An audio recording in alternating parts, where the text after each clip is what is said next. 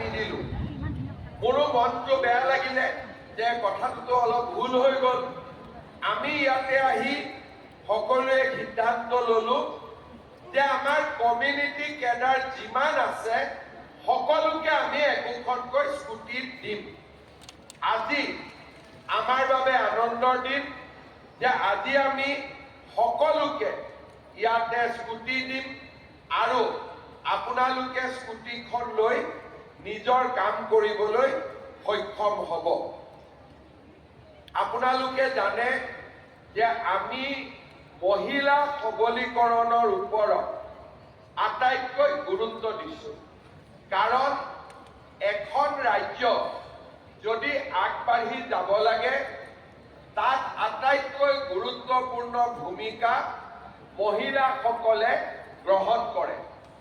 আৰু সেইকাৰণে আমি মহিলাসকলক শক্তিশালী কৰিব খুজিছোঁ আৰু তাৰ কাৰণে আমি কেইবাটাও নতুন নতুন আঁচনি মহিলাসকলৰ বাবে গ্ৰহণ কৰিছোঁ। নিযুত মইনা হওক, অৰুণোদয় আঁচনি হওক, আমাৰ পঞ্চায়ত চৰকাৰী চাকৰিত মহিলাৰ সংৰক্ষণ হওক বা মুখ্যমন্ত্ৰীৰ মহিলা উদ্যমিতা